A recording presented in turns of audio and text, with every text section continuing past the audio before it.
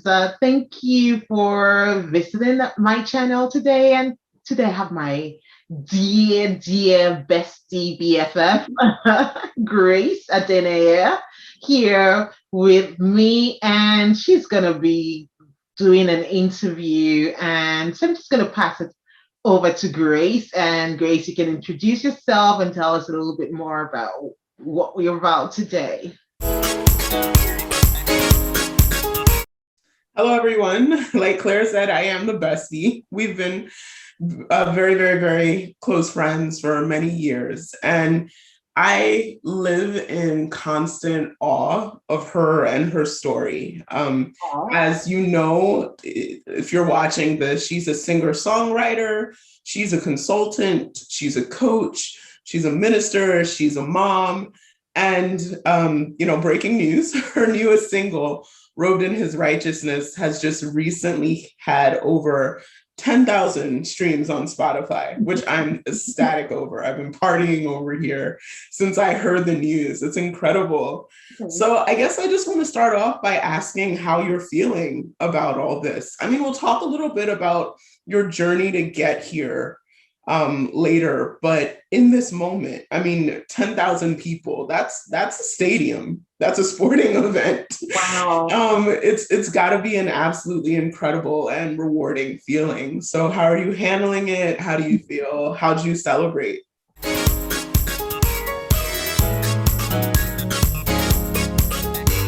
Well, I'm a little bit, it's more like that kind of wondering if this is real kind of feeling.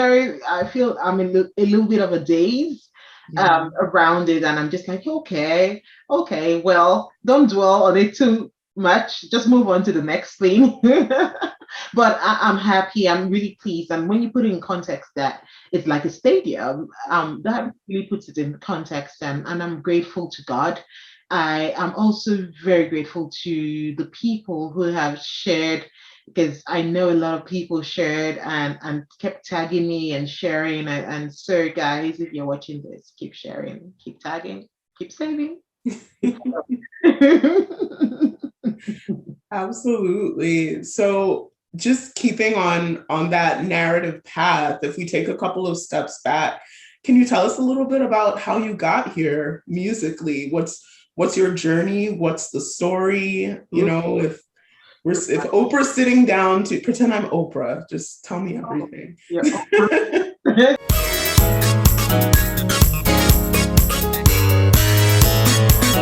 Well, it's interesting you ask about that journey. So, as you know, I've always felt called to do this. I've also always felt that music was a core part of my existence, and not just listening to it and being a consumer of music, but also one that produces and creates music. So when I use the word produce, I don't mean it as a producer, but as a creator of music. And it's been with me since childhood, and I've always seen myself as someone who would become a recording artist someday, and as well as do whatever career it is that I love. I remember as a child, my dad asked me then, at that point in time, I wanted to be a medical doctor, and I was like, medicine is my calling. And my dad asked me then, are you sure you want to be a medical doctor, or do you want to be a singer?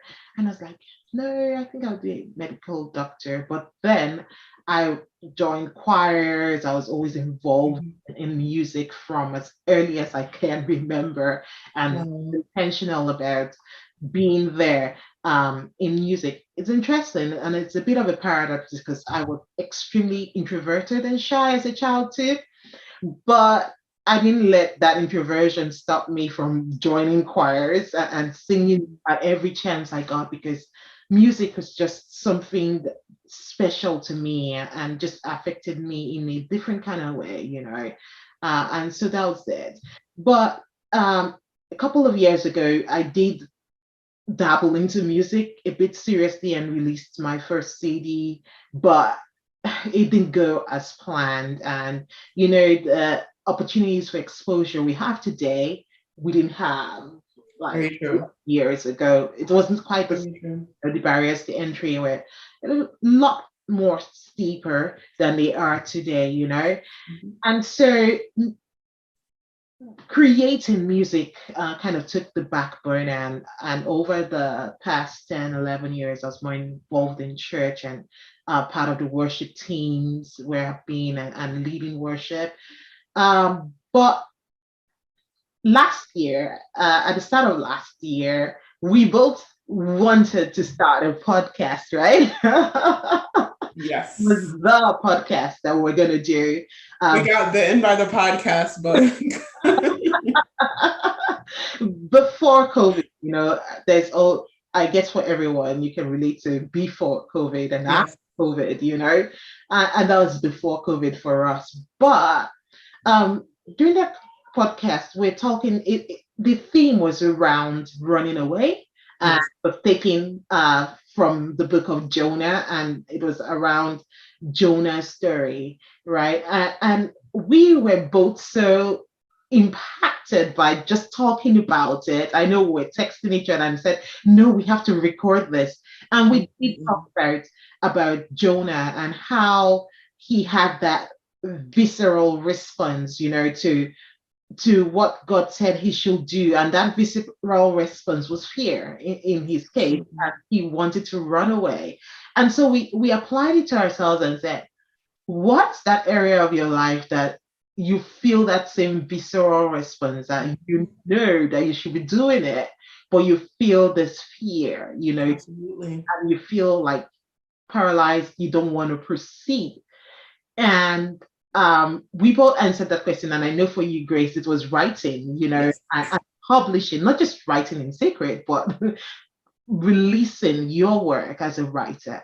And for me, I was like, I know what it is. It is my music. It is releasing my music and coming out there as a singer and a songwriter, you know. And we both committed that we're going to do something about it. And I think that is what started this journey, because I remember I was intentional. We're both intentional. Like, what are the steps you're going to do? And we committed to a few steps. Absolutely. And I'm happy to announce on Grace's behalf also that today she's a published author. Yes, I am. It's published, and I have released a few songs. So I'm so thankful to God for that conversation we had that bore fruit.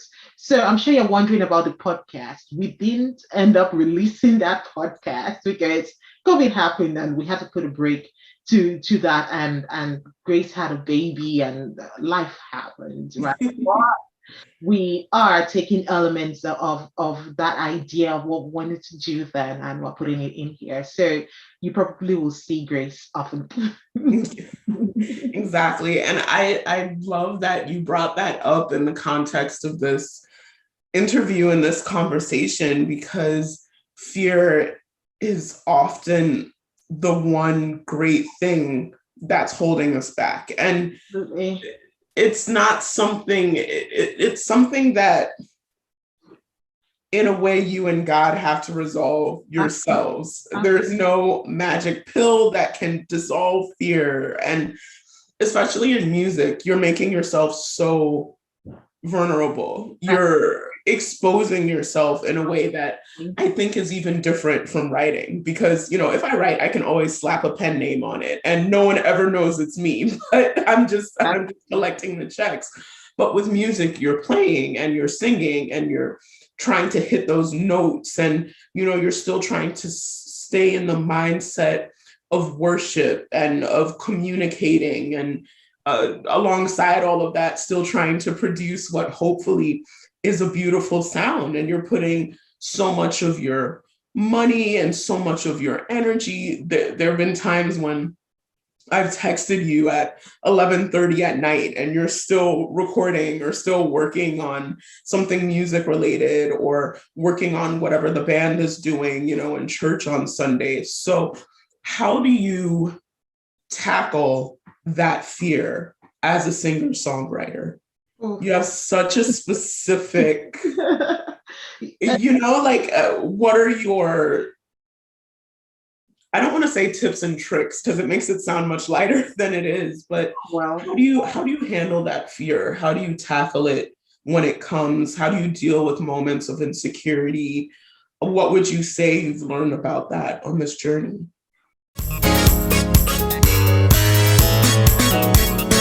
well, first of all, I blast Stephen Curtis Chapman's song for the sake of the call.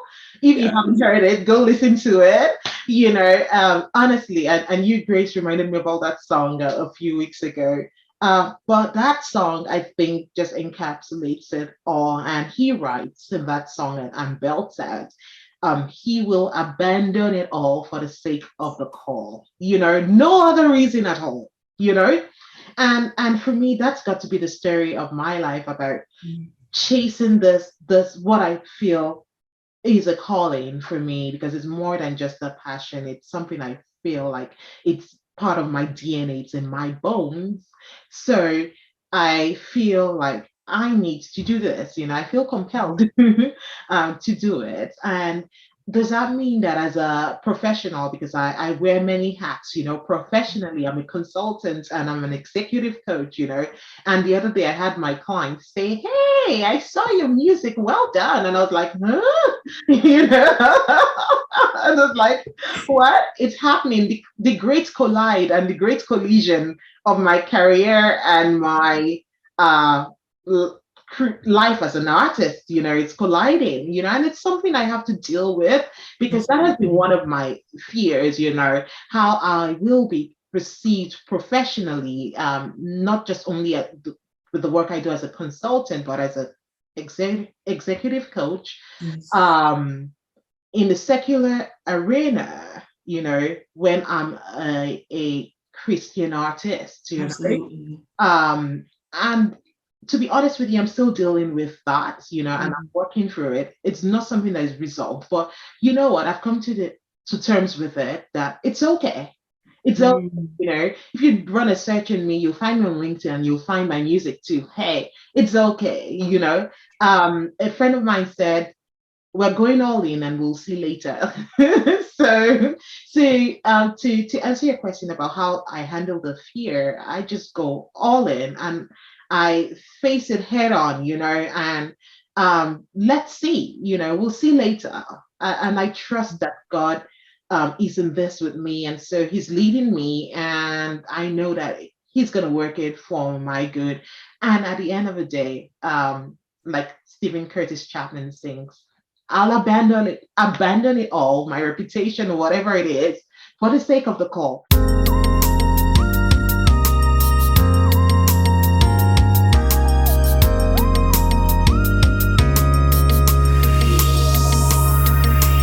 I'm going to draw upon your coaching expertise now. If you're speaking to young, I don't even want to say young, aspiring singer-songwriters or folks who are new to the world of creating, whatever creating that thing is, or even just in the process of exploring their creativity and finding out what they want to do. What is your advice to them when it comes to handling fear? You've talked a bit about going for it. You've talked a bit about where do you draw your inspiration? How do you keep the well full? How do you keep from being drained? How do you keep inspired, motivated? All of those things that are essential to the early days when things might not be as smooth or as easy as one would like. You don't start singing one day and have 10,000 people streaming your song the next. So that period that's sort of in the middle, what are good ways to handle it and to keep that fire burning?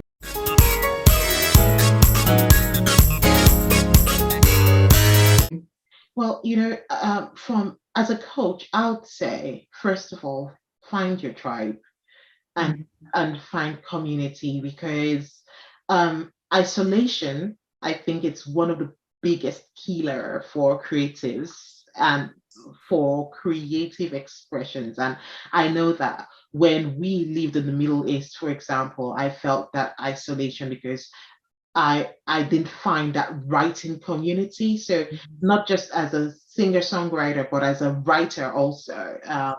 I didn't find that community. And I remember being mentored by an older lady who's a prolific author. And she's like, you need community.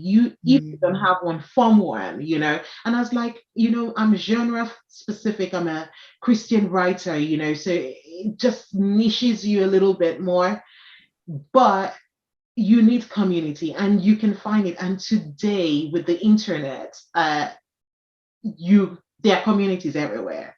It's so difficult to find a community and to find a tribe of people who are like you. It inspires you. It doesn't make you look and feel like as if you're the odd one out, because most likely if you're a creative and you're trying to get on this journey, you'll feel like a loner in your circle of friends. You'll be the only one that's the rock star or the author and writer.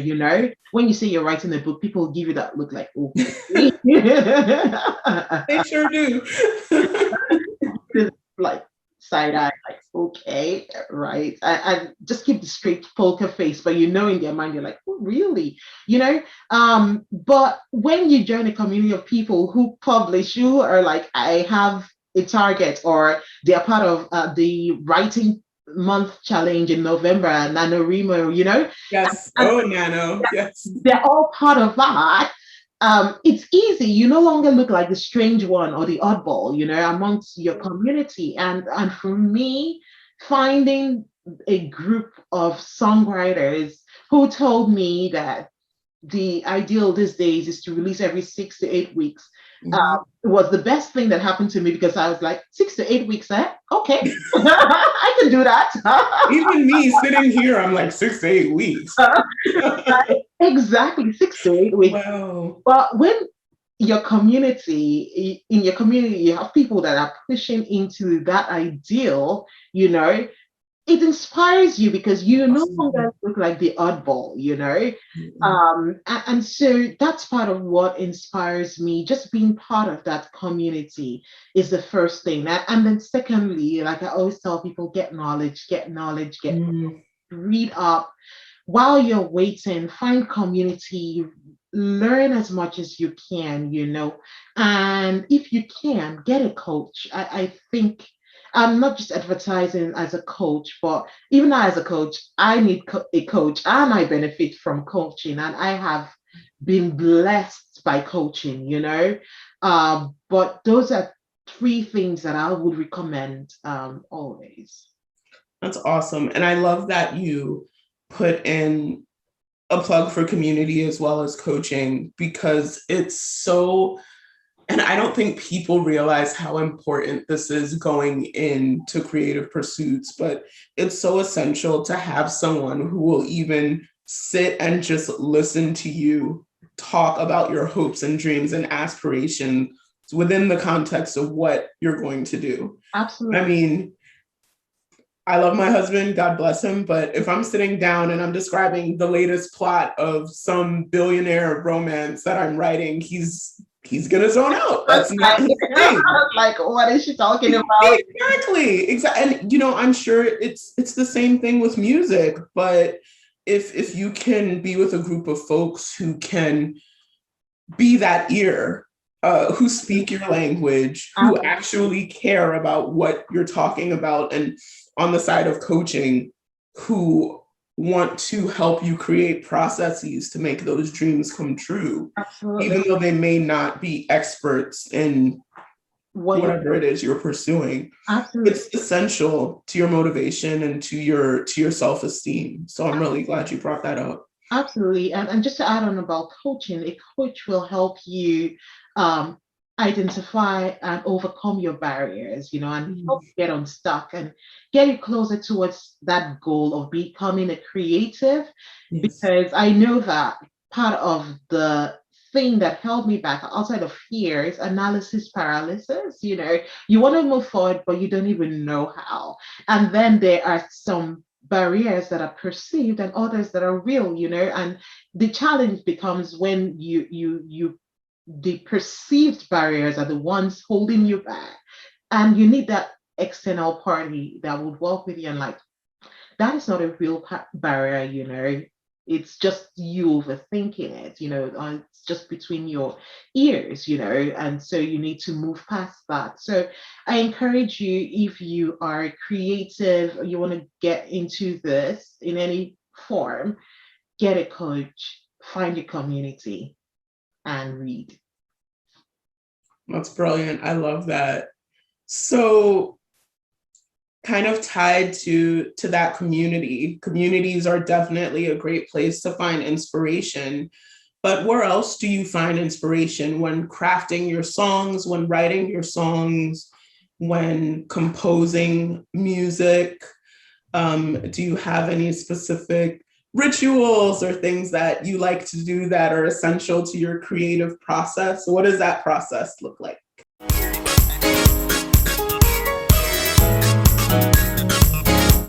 Taking a shower.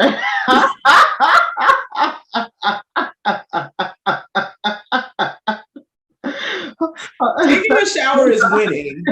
In this COVID day and age, taking a shower is winning. I feel very accomplished. Exactly.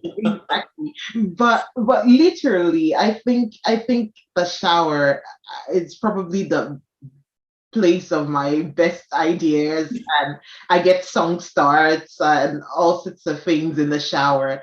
Basically, whenever I'm doing something that doesn't involve my head and my brain working over time, I start getting inspired, maybe because I actually just quiet myself down and I'm open. And so those inspirations just keep dropping. So either shower or take a walk or vacuum the house and something will drop. No, you're right. Yeah. And I'll say this because you've told me you do this before. Even just saying your thoughts out loud and recording them, you do that sometimes as well, right? Oh, absolutely. Oh, absolutely. So when the idea hits, I am grabbing my phone because I have learned over the years of trying to write anything, songs, books, blogs, that you can't, even if your memory is the best, you will forget that great idea. Oh yes. As the next, Oh yes. the next thing, So my I think my recording app is probably the most used app on my phone. I am always recording snippets of ideas and song starts, and I go back to them and finish them later. That's amazing. And I love what you said about the shower too. The Lord did not bless me with the gift of song. I'll just put that right out there. But when you're in the shower and your voice is bouncing off the walls, you sound beautiful. You are Mariah Carey, no matter who you are, you sound amazing.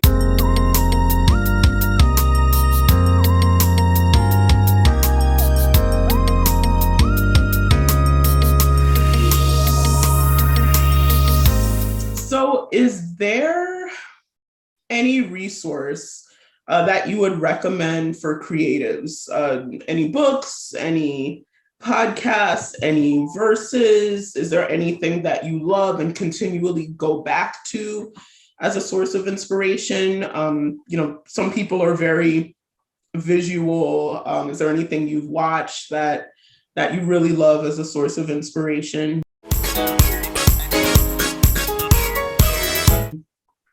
K-dramas. Yes. Yes. Well, I'm half kidding though. So my kind of person, I think this just applies to every aspect of my life. I love drawing associations from anything and everything. And I guess when you wear many hats like I do, you have to, or because your life is not in silos, it bleeds over, and that's okay. So I draw inspiration from everything and anything, from a work call to a coaching call, and having conversations with people, watching TV, watching the latest K-drama when I have the time, or reading a book or reading a novel, I am constantly being inspired. And for me, in that place of stillness where I'm not overthinking about anything, I get inspired, all of the things that seem, begin to collide and create a picture, create a story. But one thing I will say for a creative, especially if you're a Christian creative, is as the Bible says, let the word of God dwell in you richly. Full stop, let the word of God dwell in you richly. If you have that word in you richly, it will come out, in everything you do. It will be so easy to pull from the deep wells inside of you, I remember attending a writers enrichment recently, and they talked about the fact that you cannot give what you don't have. You have to keep that well constantly supplied, read and listen much, so I love the Bible, and that is something that I am committed to ingesting daily, get the word in, and also spend time meditating. You Mhm. have to give yourself space. If you're always on the go, you will not get much. Well, I know I need to be in a space where I actually allow myself to listen, and I'm sure that's something I've said over and over. I mean, that stillness, and stillness looks different for different people. I'm a mom of three lovely girls, no wife to. I don't have a lot of stillness in my home, but it's more like getting into that mental space where I'm not hustling and I'm not bustling. I'm not rushing from one task to the other or from one meeting to the other. I might just be quiet and reading something random, reading a novel, and Mhm. all the ideas just start hitting me, and I pause, and then I'm correlating with scripture and all of that. My mind works that way, and so it's giving yourself space, in the coaching and psychology terminology. We talk about white space, Yeah. you have to have margin in your life, where you give yourself space. And in that space, I think that space is important for us as creatives. You have to Absolutely. have that space for the ideas to even come in, and not be running from one task to the other. It won't work. You won't be inspired. Absolutely. So if we can get a little bit specific, robed in his righteousness, you just talked a bit about the word and meditating on the word and drawing inspiration from the word. And the song is such a beautiful love anthem to the Savior's love for us and how he sees us. And um, if you could just talk a little bit about your inspiration for that song and how it came to be and how it blossomed, how it grew, and what was behind it. Oh, wow, that's a great question. Well, so Robed In His Righteousness was co-written by myself and a friend of mine, but that song was like at least 10 years in the making. Yes, because I talked about the bathroom and the shower, and the song starts. I record on my phone, right? So it was one of those from many years ago, and the idea came to my heart, or that song just came out of my heart as like a song of adoration and to God, because I began to realize that I am holy and blameless in his sight. Not because of my works, not because of what I do, but because of what he's done. And so I was learning a lot about righteousness and his righteousness, and how that has given us access to God. Bible says we have favor with God. So that song basically was to to kind of put that message on righteousness to song. Most of the words there are drawn straight from scripture, from Romans to Colossians and to the Psalms.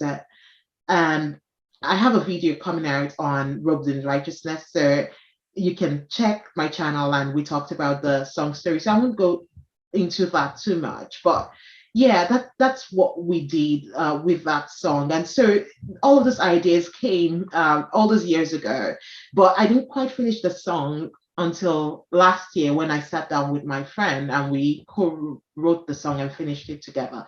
But you know, the interesting thing about songs, and I'll tell you creatives out there listening, that you shouldn't give up, because what happened with that song was that I had that idea and I couldn't play the guitar right at that point in time. And that's a whole different story about the instruments and your songwriting, and we can talk about that some other day. But I couldn't play any instrument well at that point in time, so I couldn't put what the ideas I had in my head to music. I couldn't do anything with it, and I tried to get a friend to play it for me, and he was confused, and the look on his face was so discouraging that in my mind I almost felt like, oh gosh, it's a poorly written song, it's not going to go anywhere, let me abandon it.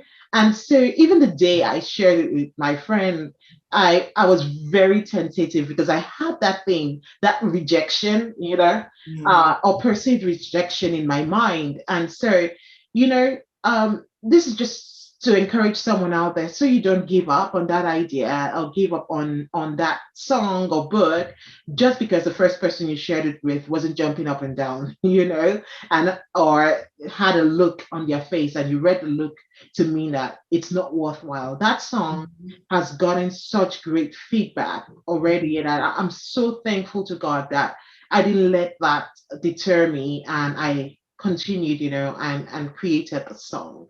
Yeah.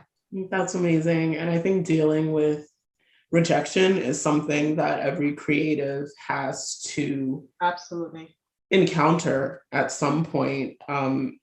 Not everything you produce is going to be for everyone who consumes it. So what words do you have for aspiring creatives on rejection and those in the music industry specifically?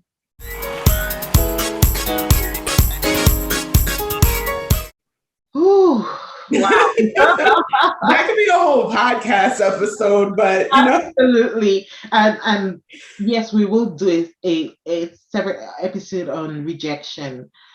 So for those of you that follow me on Instagram, there's a day I shared a story on a book called Rejection Proof. I just recommend, even for our daughter, our first, that is turning 12 soon. I already told her she needs to read that book, because I feel like the fear of rejection holds all of us back. If you weren't afraid of being rejected, what would you do? I know I certainly would have dove in headfirst into what I'm doing today if I wasn't afraid of rejection. And so in terms of dealing with rejection, I think the answer is the same as all kinds of fears. You face the fear, and you face it head on. And there will be some unkind people, there will be unkind comments, but more people are kinder, or people are kinder than you think. So it won't be a landslide rejection like you fear. There will be some rejection, but people are more kind than you imagine, and so that shouldn't deter you. And I know that as Christians, we'll typically say, hey, why bother? God said to just focus on what God said, But I know that there's a practical aspect of dealing with people's rejection, and fear of that. But what I can tell you is, go ahead. People are more kind than you know. So I really love what you said about rejection and how it's connected to fear and how it holds people back. So what would you and there was something that you said to me in some of our coaching sessions that we had some time ago about the fact that we tend to ignore the positive and focus on the negative instead. So, we don't focus on those 10 positive comments. Instead, we focus on the one negative comment. So that's just something that I've carried with me in my writing. And I just wanted to give you a shout out for. And we do have to do that. We do have to do that episode on rejection. I just think it's so essentially important. I think so. I think I'm still growing, to be honest. I don't think that I have it all figured out, but I am on the journey and I'm not where I was, certainly, I've grown, through the process of putting myself and my music out there. Not everyone will like your music, and that's okay, that's okay. Do your best and ensure that you are spending time developing your craft as an artist. And so, even if everyone rejects you today, a time will come when they won't, because you've gotten better. So many of the famous artists, have a rejection story. Yes. Many, in fact, I'll just say most, most people. I remember we're having a session in the songwriting community, and we're just sharing about our experience with rejection. And almost like 8 out of 10 people in the room have gone through rejection. There's always the others that have just had it smooth sailing, have always been encouraged and celebrated. And thank God for those people. But the rest of us haven't always been celebrated. And we've had to fight for where we are today. And so, as Joel Osteen will say, fight life through, and fight for this call. If you feel like this is something that you should be doing, then I'd say fight for it. Even if your voice or your singing doesn't sound the best it can today, get lessons, get the coaching. Do not be deterred, go for it. Exactly. And I love that you talked about just now, getting lessons and getting coaching, because some of the biggest names in the world don't necessarily have the best voices or the best raw skills, but they've been tenacious about pursuing their dream and about learning the skills that they need to accomplish what they want to accomplish. So important.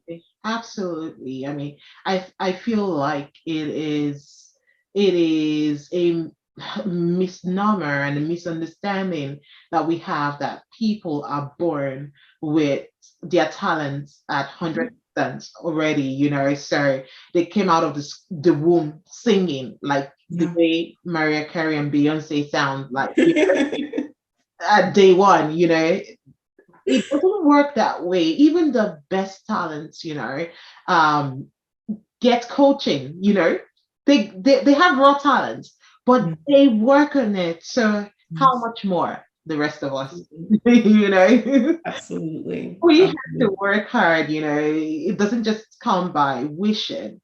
You have to invest the time to improve your craft, whatever it is: songwriting, singing, any form of artistry. And today we have such opportunity. It's a knowledge economy, and so it's out there. If you just want to research, you can go find that information. Absolutely.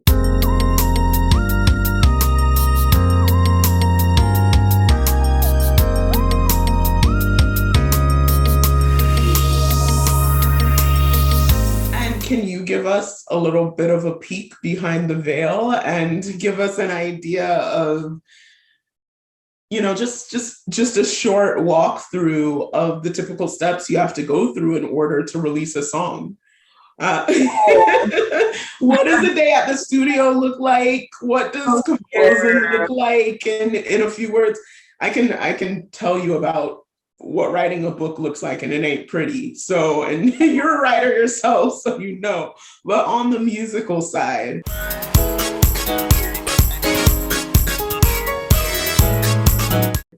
I feel like I love that big sigh. She starts with a big giant podcast. I'm sorry, not a podcast, but another session just about listening on the process. Yes, but quick steps is first you select the song and get into the song, especially when you're a writer of songs, it's a challenge in itself, you know. And once you hone in on that song and you want to release that song, and then you find a producer to work with, you know. And these days the internet has everything, you know, and people have reviews out there, or Mm-hmm. you're part of a community, there'll always be recommendations, right? So it's not too Yes. difficult to find that person, you know. And then you get the music produced to the point where you're happy and everyone is happy, after spending your own money, I might add, because you are not on a record label, assuming Yeah. label, you're an indie artist like me. And then you find the distributor platform, and these days there's Deezer, there's DistroKid, CD Baby, TuneCore. There's so many out there, Yeah. and you upload the music and set your release date, and voila, it's Wow. on all the streaming sites, you know. But that's when the work begins, you know. Wow. In another myth that we have is that, oh, you produce a good song and it's going to sell itself. Nope. It's going to go viral. Nope. Well, not yet. Oh my goodness. Right. This definitely deserves its own episode. Exactly. You know, Indie Music 101 or something like that. We gotta make that happen. absolutely, we will. But it doesn't just happen that way, though. It's blood, sweat, and tears, literally. Especially when you're just a rising star or rising artist like me. We're emerging artists, you know. So it's grit. It takes raw grit and persistence, you know, to keep pushing it, and getting out of your comfort zone, to actually get your music heard.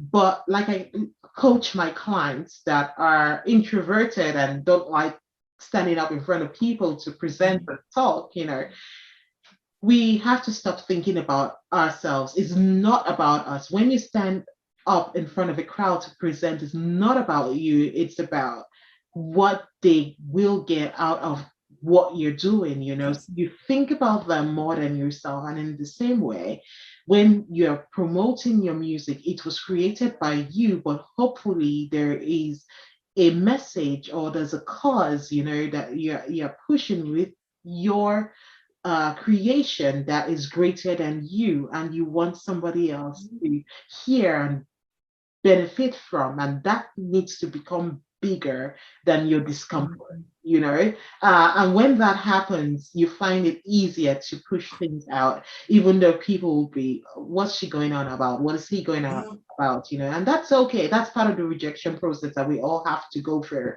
as creatives, and that's fine. Absolutely. I love that. I love that. And just kind of to tie everything together as we're sort of winding down, what would you say is a saying that you live by or that you like to keep on hand? Something you say all the time or remind yourself of constantly and consistently. You know, I even had to write a song on that saying, love God, love people. I like You know, that. I wrote a song with my writing buddy Stephanie, uh, who we wrote "You're My Joy" with, Mhm. and it's love God, love people. You know, That's I incredible. think that is the summation, and Jesus said it. That's the summation of the law. You know, love God and love your neighbor as yourself. So Absolutely. that's what I live by. I love that. So now we've kind of come to the end of our little chat here, but I'd like to round things up with what I call a lightning round. So I'm just going to throw a bunch of really short questions at you, and you can just blurt out the first thing that comes to mind, and we'll see where we end up. So my first question is, a perfect day for you starts with fill in the blank. Ooh. A perfect day for you ends with Reading. Texting or talking? Texting. What's your favorite day of the week?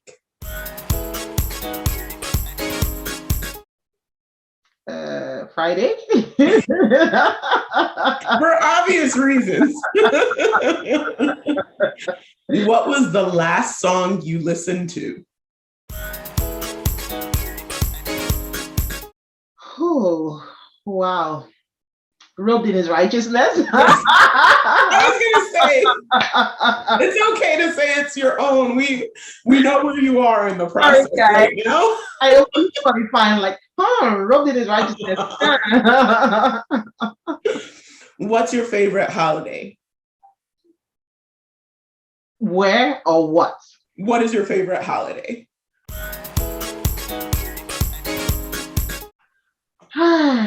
I love staycations. Just go to a posh hotel and with a family, yes, and not clean for a weekend. Let me take a minute to process that. So it's Sunday morning. Who's ready first, you or your husband?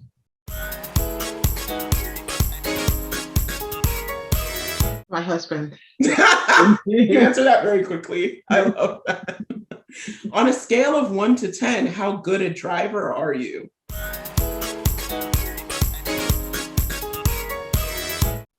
I like to say 10 out of 10. But my husband will say I speed. I don't believe it.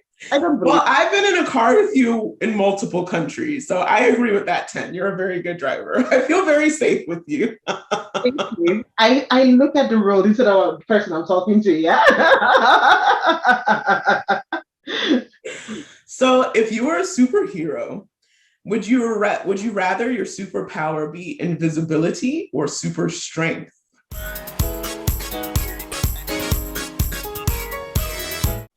Ooh, super strength. Super strength.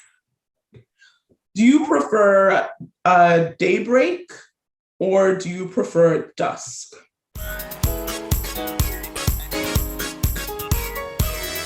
Daybreak. Yeah, me too. It's just such a pretty time of exactly. Once COVID restrictions are completely lifted, what's the place you most want to travel to? Buffalo. Buffalo? They're my neighbors. Behind this. I'm a coach, right? And so pragmatism. Okay, so I'm a coach and I'm a CPA, you know. Yes. Pragmatism is very high on my list. And Buffalo is just next door to me. It's an hour's drive. I can't wait to go to Buffalo, you know. And so that's the idea. The minute they open those borders, I'm like, what? Let's go. I love how pragmatic you are. I love it so much. I'm like ready for Seychelles, Maldives, Buffalo. I respect that. What is your favorite junk food?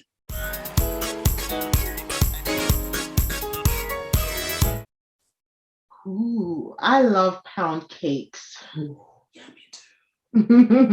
What's your favorite healthy food?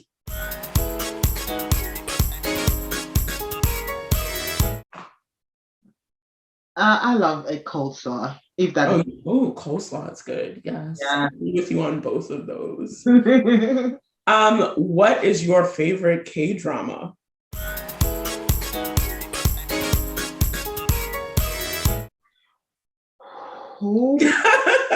Take your time. Oh my God. What's Wrong with Secretary Kim? I think that's what's I haven't seen that one. I am noting that down. So and the last two questions, what's your favorite ice cream flavor? Vanilla. Yeah, me too. It's just something, it can be dressed up to be anything. Anything, you know. So chic, so chic. Absolutely. And say a word in a different language. Tell us what that language is and tell us what it means.